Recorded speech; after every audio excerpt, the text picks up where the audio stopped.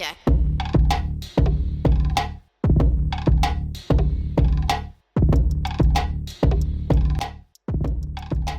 How do you know if you have ADHD? I'll go through all the different symptoms of ADHD, but one thing just to keep in mind that you might have some of the symptoms of ADHD and it is easy to identify with it, but it doesn't necessarily mean you have ADHD. So what we need to consider is whether you meet the criteria, but then it needs to be across different contexts and you need to have had it for longer than just the last year or 6 months, and it needs to be kind of going on from childhood. So you need to get some help and find out if, like from your parents or from family members, anyone who knew you when you were a child, whether you had these symptoms in childhood too. There's two parts to it. So there's inattention and hyperactivity and impulsivity. I'll try and give some really good examples, but I have ADHD, so I will try and give you some examples from my life and try and see if I can relate and help you understand it more. One thing just to bear in mind is because I have ADHD, I do like to talk about this topic, but it's difficult doing this one because I get really excited about different bits of it and want to just skip ahead and share those. And so I'll kind of go off track, which is part of ADHD, which when I give you some of the examples, you'll see, and then you'll see that, it's just part of the symptoms of ADHD. Some of the symptoms for inattention are, I'm going to go through them, but it is really difficult. So I've got my iPad, I'm going to have to go through it because every time I read one, I then just kind of drift off and start thinking about different things. So here we go. So often fails to give close attention to details or makes careless mistakes in schoolwork, at work, or during other activities. And so this is where you'll not pay attention to some of the details, but it's not because you're not like detailed, like focused. So like I can do things and be very detailed and kind of not want to miss any details, but sometimes it depends on the task, and if it requires a lot of mental effort, sometimes it's hard to kind of stay focused, so we might then speed through it, and because we'll speed through it, we'll then not pay attention and miss out details. So sometimes it can just be that kind of need to kind of either get over or get through the sustained mental effort, or you might get bored and then you just want to kind of get it done. So if it's a child at school, might want to just quickly do the handwriting exercise as quick as they can because they find it boring or difficult, to sustain the effort and energies for that long and attention. So then what will happen is they'll kind of have messy handwriting and they'll kind of might miss out words or miss out different punctuation. So failing to give close attention to details is one of the symptoms. But again, just because you have that doesn't mean you have ADHD. There's a lot more to it as well. So I'll go through the next one. And the next one is often has difficulty sustaining attention in tasks or play activities. So this is like even play activities. So it might be that, they're playing football, say, and they're enjoying it, and then their mind will switch off and they might daydream or think about other things, and so they might then stand there and kind of turn around, or they might be kind of spinning around or doing different things and they're kind of thinking about something else, so their mind and kind of heart isn't really in it for that moment. And so so it can make it so that it's really difficult to sustain attention or play activities.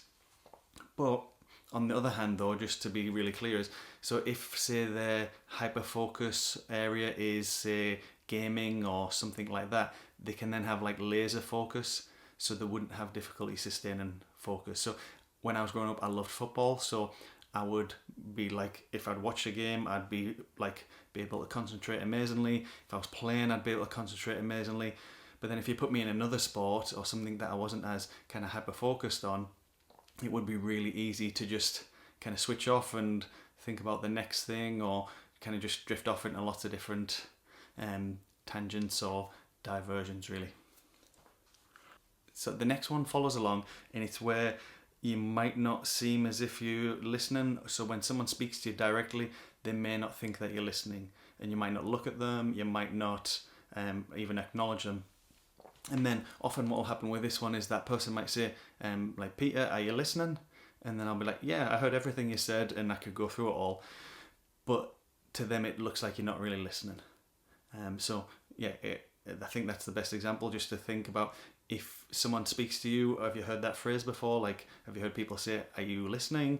Or if you're thinking about this for someone else, like a child or something, try and think like, have you been talking to them and it looks like they're not listening, and have you then had to kind of call a name a lot, or try and kind of get down and get into the eye contact to get their attention, and then you find out they actually had listened. The next one, I'm going to give you some examples for this one, but often does not follow through on instructions and fails to finish schoolwork, chores, duties in the workplace. So the examples are: starts tasks but quickly loses focus and is distracted easily. So this one happens to me a lot. So if you take medication for ADHD, it does help you focus, and there is other strategies to help you focus. So I've developed lots of strategies for myself to kind of keep me focused and on track with things. But let's say I'll give you an example with where if I'm not on my medication, and also it's not a task where I would have to have kind of my little strategies to help. So if I'm going to do washing, like the washing machine clothes and then the tumble dryer, I'd usually do those two things at once, but it's a condenser washing machine, I'm getting it all wrong now, condenser tumble dryer. So I'd pull out the tray thing and go and empty it. Now let's say I've just changed over the washing from the wet washing into the tumble dryer. I'll put a tablet into the washing machine, and I do those quite quickly and routine, and then I'll take out the drawer. As I walk into the kitchen to do that, there could be all sorts of things that distract me. So there could be my kids, could be dishes, could be food. I could also be doing this while I'm cooking. So I might have, like say, some pasta on and some mince on or something, and then I'll think I'll quickly do the washing. So I'll go and do that, come back out, then I remember I've got food on, and then I'm thinking I'm in the middle of this job, so I'll go and put the tray back in, quickly rush back because I need to stir the pasta and stir the mince and things, and then I'm focused on that, and then the kids might shout me, I'll go and help the kids with that, and then I'll be thinking like I'm in the middle of doing the washing, so I'll go and check, and I hadn't put the tumble dryer on, and I hadn't put any clothes in the washing machine. So then say I'll do that, I'll put the clothes in the washing machine, and then say if I've already put the tablet in normally for the washing, but let's say I had to put something else in, like Vanish or something different, so I'll then open the cupboard, and that's where I also keep my motorbike equipment or spare parts, and then I'll be thinking, oh, I need to put that on, and then I'll kind of look over at my motorbike, and then I'll be thinking what I'd need to do, and so then I might have that in my hand, and then I'm thinking, oh no, the food's burning, so I'll quickly kind of drop everything, run into the kitchen, finish food, and then I'll start finishing food,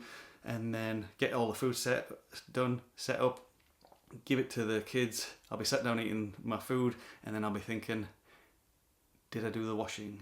And then I'll go in, and I hadn't even put the clothes in the washing machine.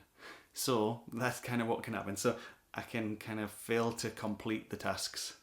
So the next one is I'll explain it and then I'll give you some examples. So often has difficulty organizing tasks and activities. So difficulty managing the sequence of tasks, difficulty keeping the materials together or the belongings, being messy, disorganized with work, poor time management, and fails to meet deadlines. So when I work, I'll have kind of like things spread all over. So I'll have different books laid out that I'm reading, different bits that I'm working on. I'll have to-do lists all over, and so it looks like a complete mess and disorganized. But to me, it is very organized, and so I have a little bit of a system. But part of that is poor time management. So there's a thing within ADHD, it gets called time blindness. So time kind of seems to be different. So when I'm doing something and I'm hyper focused, time kind of just goes by super quick, and I can get lots done. But also, I can also have time blindness the other way, where time seems to slow down. So like a week might feel like a month or 2 weeks or something, and it just seems like time goes very, very slowly, which means then I think I can do more than I can, and so then I'll end up being late for things or running behind, or I'll end up missing deadlines and things like that. Right, next one then is often avoids, dislikes, or is reluctant to engage in tasks that require sustained mental effort. So when I was doing this video, I wanted to just not use anything and just talk, because that's easier and fun, and I can just kind of ramble on and talk about all different bits of ADHD. But because I wanted to go through the criteria, I got my iPad, and then it seemed like hard work, and it seemed like Like I had to use a lot of mental effort. So I tried to like remember each point and then do the video. But again, that was even more. I had to hold so much in my head, and like it's really hard to describe, but it almost like hurts inside my brain of like, oh, I've got to keep this in my mind, and like, what if I forget it? And then there's so much pressure. So I got my iPad here so I could read it, and then that way I could like relieve myself of that type of pressure. Okay, next one. Often loses things necessary for tasks or activities, and it's things like school materials, pens, books, tools, wallets, that type of thing. So this is something that I used to lose. Like I used to misplace things a lot, but I've got systems in place so I'll keep things in a dedicated area. So if it's not there and I have by accident put the keys or put something in a different place and it's not in my like set place, then I don't have a clue where they are. And so sometimes I will do that, because when we go into the impulsivity bit, sometimes I might be doing things and just think, oh, I'll just place it there, but I'll definitely remember where it is, but I don't. And so then I can easily misplace things. And it's not that I don't care about them, and it's not that I don't need them, it's just the kind of, it's quick and easy, and then it's harder to try and remember where it is. So it's easy to kind of misplace things, including like schoolwork or like pens, pencils, that kind of thing. The next one I struggle with sometimes, and it's where you're often easily distracted by external stimuli. So when I talk to people, and if there's like people behind or other things going on, often I'll kind of glance across and check what's going on and see I am still really listening, but it can be off-putting for other people because they can be like, kind of like, is there someone behind me? What's going on? Like, and so sometimes I have had conversations with people where they will check behind them, and then I have to say like, I am listening. Sorry about that. I just noticed something over there. So again, it's easily distracted by different things. So I could hear noises. So it doesn't have to just be things you see. So it can be noises. It can even be smells. It can be just anything in the environment that changes or that is moving around. But with that one, there is lots you can do, but it's like it depends on the setting. So if I'm at a restaurant and say I'm sat with another person, and there's a choice between me facing the wall or facing out into the rest of the restaurant, I'll always choose to sit facing the wall. So that way I can focus on the person in front of me and I don't get distracted by all the different things going on. So again, it depends on the context, but there's lots of strategies that we can talk about later and go through. The next one is a bit similar to some of them we've talked about, but I'll try and go through it so you can see the differences. But it's where they are often forgetful in daily activities, so doing chores, running errands. For adults, it might be returning phone calls, paying bills, keeping appointments. And so appointments, bills, even opening post, things might be like I'll put post down and think, right, I'll open that later when I've got time to go through it. And then the next thing I know is I'm getting more posts through the door because it's another day, and then I'll put it in the pile again and be like, right, I'll definitely go through all of them, but now there's a bigger pile, and so then it's a bigger thing to go through because it requires more mental effort and more kind of focus, so then it kind of gets put off a lot. And so this can happen with other things like housework and putting away just little bits in the house. So in ADHD, it gets called doom piles, so we'll have like lots of little piles around the house, and it's not like about being it is about being disorganized, but I mean, it's not about like being messy, it's just I can do it later. And so then when the pile gets too big, a box or a drawer and out of sight, out of mind works. So yeah, so there's some things where you definitely need strategies and little kind of protocols or procedures in place to help, because otherwise the piles just keep getting bigger. The hyperactivity and impulsivity side, I'm going to go through it, but again, same kind of thing. It needs to affect different areas.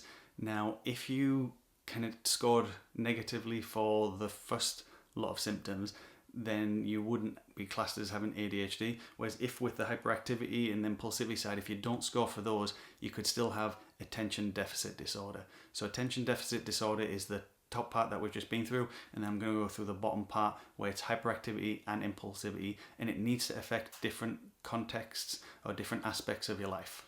Right. The first one is often fidgets with or taps hands or feet or squirms in their seat. So if you're constantly tapping, fidgeting, moving around, that and kind of squirming around in your seat, then that means that you would have some of the hyperactivity or impulsivity aspects. But again, that's just one symptom. I'll go through some more. The next one is often leave seat in situations where remaining seated is expected. So for kids in the classroom, it's where they would kind of get up, walk around the classroom. And for adults as well, like this can be a real struggle if you have this one. So if I'm in any meetings, and if they're long meetings, then I will struggle to sit in my seat and stay still. So I'll kind of then, some of the other hyperactivity things will come out. I'll be playing with my pen, fidgeting, moving it around. I will be kind of like tapping my leg and bouncing my leg a bit. If I'm in a spinny chair, then I don't do it as much, but I will move the chair a lot, which means it kind of satisfies it. Sometimes I might struggle to the point where I'm meant to be in the seat, but I'll kind of need to go to the toilet, or I'll need to go and get some water or something where I've got to move around and get out of my seat. So it's where you struggle to sit in your seat when it's expected that you should be able to. The next one is often runs about or climbs in situations where it's inappropriate. So it does relate to the inappropriate side, and it's where you should stay in. You shouldn't run or kind of climb. But I'll give some examples of me, which is not necessarily inappropriate, but it's just like the things I would do. So when I go up the stairs, I rarely would walk unless there's some people that I don't want to show my symptoms to. And then I'll try my best to walk. But even then I'd probably do 2 steps and kind of have a spring in my step. But usually I would run up the stairs and run down them. And if I'm going to my car, like I would have a phrase of, I'm going to run to my car, because I literally would run. And then, so today I was on a walk, and there was just like this amazing rock. It was quite big, and like all I could think about was, I bet I could climb up that rock. And then I looked at it a lot, and there was lots of different features and kind of places to climb. And so as I walked past it, I wanted to climb the rock. So yeah, and I didn't climb the rock, but like there was a really strong desire and kind of urge and impulse to do it. Next one is often unable to play or engage in social activities or leisure activities quietly.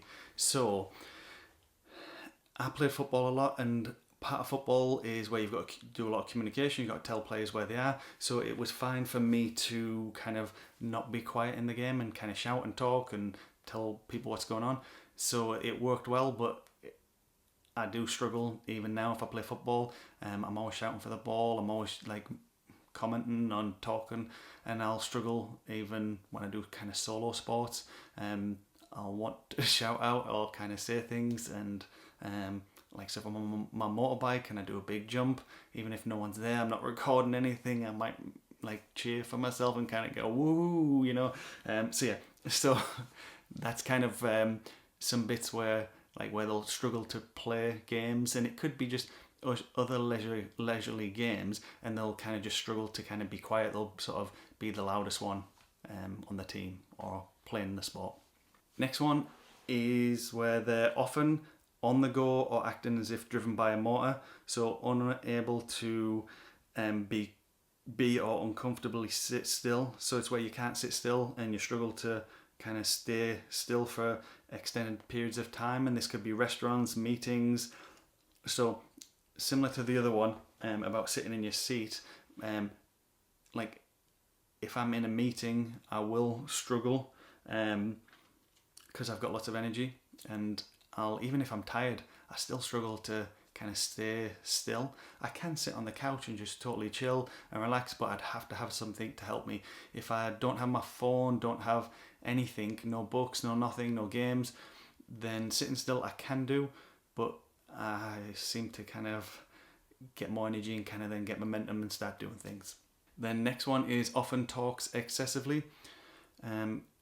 This one would be best if I had my family members here or like kind of close friends. They would be able to say, yep, Peter never shuts up. So when I am really comfortable with people, I will talk and talk and talk. I am good at listening, and I can wait and take turns and things, but it can be really tricky because I'll kind of sometimes guess where the conversation's going, and then I kind of want to jump in and kind of change or like kind of contribute to the conversation. But yeah, I do like to talk, and I like to kind of explore things. I'm a psychologist, so I give myself a good excuse, and I'll want to kind of just keep talking and talk about life, talk about anything. But yeah, I like to talk. So talking excessively is one of them. Next one is often blurts out the answer before the question has been completed, or completing other people's sentences, or not even being able to wait your turn. So I just said there that I can wait my turn, but this is where, like at school and things like that, where you might know the answer quickly and want to just kind of say the answer before the question's even finished. And so often what will happen is with adults as well, they might watch a movie and then they kind of figure out the plot. And so because the mind's racing ahead and kind of figuring out all these different scenarios, they can figure out the plot, and then they'll often say, oh, I think this is going to happen. And then they kind of say it, and then they realise that this is what's going to happen, and now they've just spoiled it for everyone else who's there. And so so sometimes that can happen, so I have to kind of really hold back. And again, lots of different strategies and ways of working that can help with that. I'll go through lots of different strategies at the end of the video. Next one is often has difficulty waiting his or her turn, so while waiting in a line or a queue. So I often just kind of say it's because I'm so impatient, but if there's a queue, sometimes I'll not even think, I'll just think I don't even want the product or anything that bad, or I'll think I'll just get it on Amazon, even though it'll come the next day, not right now. There's kind of something like a mental block where you see the queue and you just think, I can't cope with that, it's just too much, or it's going to take too long.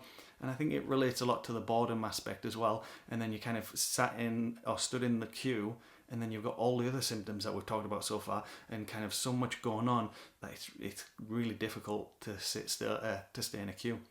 So if you find it difficult to stay in a queue, or you might know your child does, or it's kind of just so it's not just waiting in the queues, it's like waiting your turn. So if you're playing a game and you've got to take turns, and if it's a slow game, then kids can really struggle with that. I think with things like TikTok and kind of all the games and how quick they are, and you can play just people online, they don't get as many opportunities to wait their turn. But if you do get to play a game where you wait your turn, things like Monopoly, then you can see it more then. And so I would struggle to play Monopoly, and so I would be able to play, but everyone takes so long. It's just ages for them to pick up the dice and roll it, and then kind of check who owns what and if they're going to get paid. And I'm I quickly want to just kind of speed it along till I get to my turn. And so there's a lot of impulsivity and just kind of wanting it now. Okay, next one then is often interrupts or intrudes on others. So it's where they can butt into conversations, games or activities, and even they may start using other people's things without asking or receiving permission. So, and it may be that you just take over what's going on. And so I've got lots of different examples of this. I'll sometimes, a good example is today in the car with a friend, I was listening to music, and so if I wanted to kind of skip or kind of see what song was next, I would kind of press the buttons, and I didn't ask if it was okay.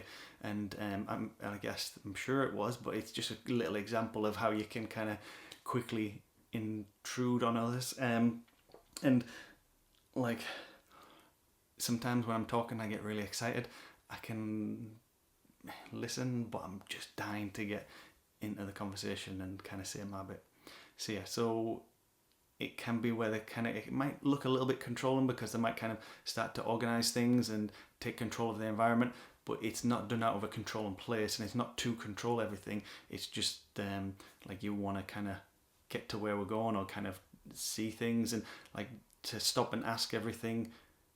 It can be really time consuming, because impulsive or impatient and want things to be done.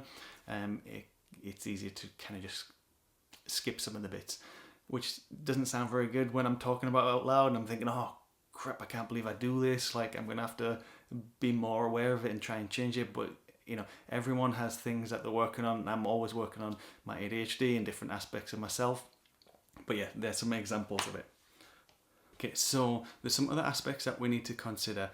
The inattention and hyperactivity and impulsivity have to be in at least 2 or more contexts, and they have to have been present prior to age 12, and there needs to be clear evidence that it interferes with their life. So it needs to interfere with social, academic, occupational functioning. So just kind of any of these main aspects of your life. So if say you had all the symptoms and it only affected one context and it didn't really impact on your life, there wouldn't be a need for the diagnosis. So when a psychologist would do an assessment, or a psychiatrist, they're not just looking at do you have the symptoms, they're looking at how severe and kind of how pervasive it is. So like how much does it spread out into your life?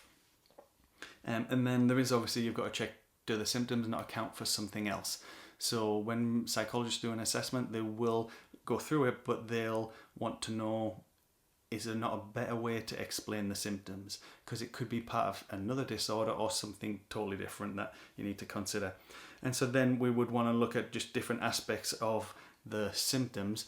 So based on that, we would be able to look at, do you have ADHD symptoms, and which ones, how severe? But we would want to know like from family members and how much it is actually impacting your life. And so it's not just a case of, yes, I can tick off some of these symptoms. You've got to really kind of analyze and check like how long you've had them.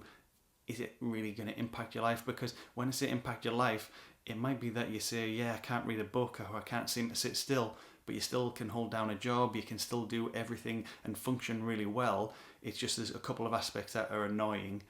But if it's really annoying and kind of impacts your life significantly, then you would need to look at some of the strategies and treatment options. So some of the strategies for ADHD, I'm going to go through some different strategies, but one of the first ones is breaking tasks and kind of activities down into bite-sized chunks. So you would either write a to-do list or write a list and break it down, where you would go through each of the different parts. So if I'm talking about washing clothes, I could kind of break it down to different parts, but I could break it down to like, this is what I need to do in order to complete it.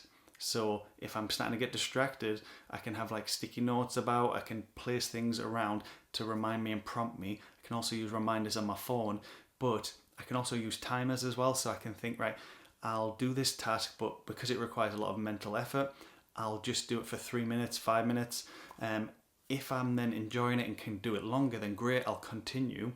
But if I get to the point of say 3 minutes or 5 minutes and I'm not enjoying it, then I've kind of given myself permission to stop. Now, when you have ADHD, generally you'll feel quite lazy or quite like disorganized, and kind of it will have got on your nerves a lot at some point because you struggle to complete the tasks, and so you'll feel like you're not very productive and good at what you do.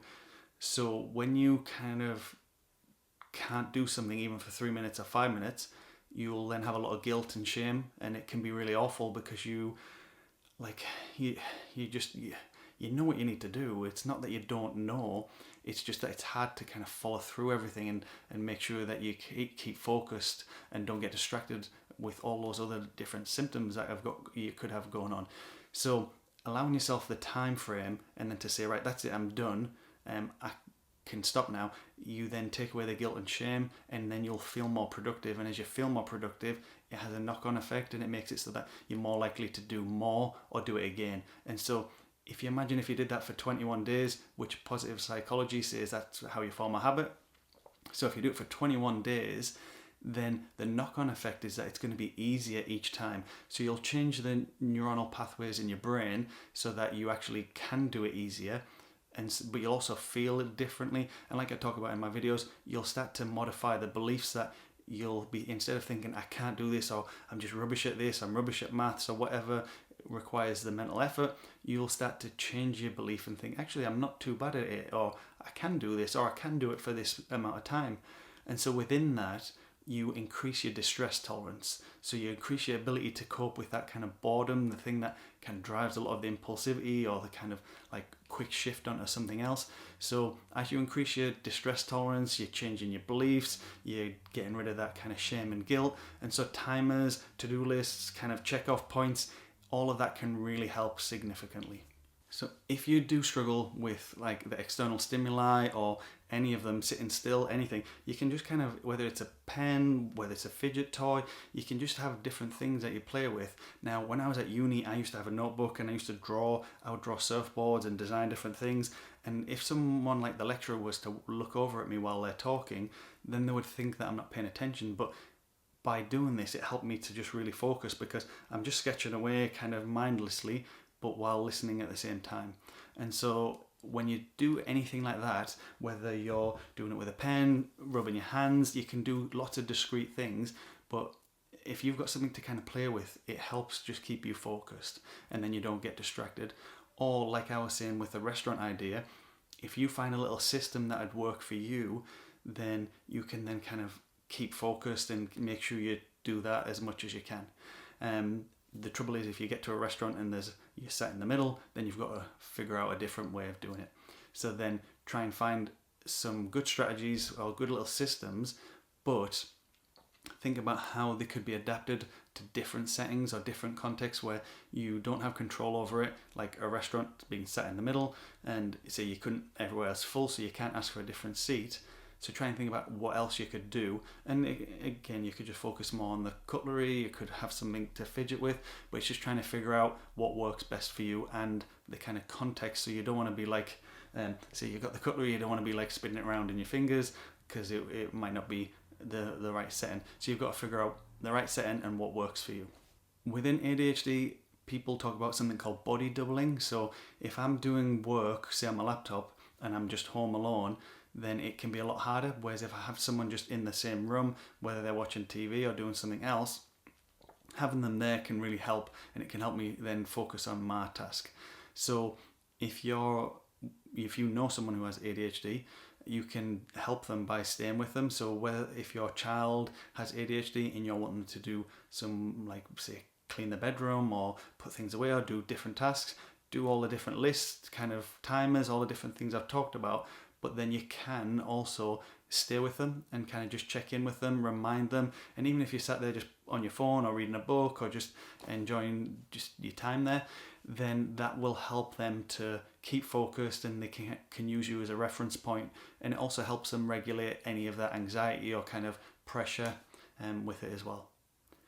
Also with ADHD, you can get procrastination. So because you know you have a task where there's a lot of mental effort, you're going to not want to do it, so you'll find a million other fun things to do. And there is lots of fun things to do, whether it's, doing something like a sport you love, or painting, or playing on your phone, or anything. You'll procrastinate. And again, the best way to not procrastinate is to break it down into small little bite-sized chunks and time it, and say, like, if it's something you really struggle with, say I'll just do it for a minute. Set a timer away. If you have an Alexa, set an Alexa timer, and just then focus on, right, I'm going to do it. And once you've got that done, you can then relax. You will be surprised at how good it feels afterwards. And so then you've kind of followed through with what you've said. And for people with ADHD, that can be hard. So then it does feel really good. And so then you're more likely to do more. And if you want to test it out, you could, it depends how your fitness is, but say you wanted to do a press up, you would say, right, I'm going to give myself a target of doing a press up, just one. And then you get down, do the one press up. And then as you get up, you will feel a lot better. It might not be significant and like your life's all changed, but you've followed through with what you've said.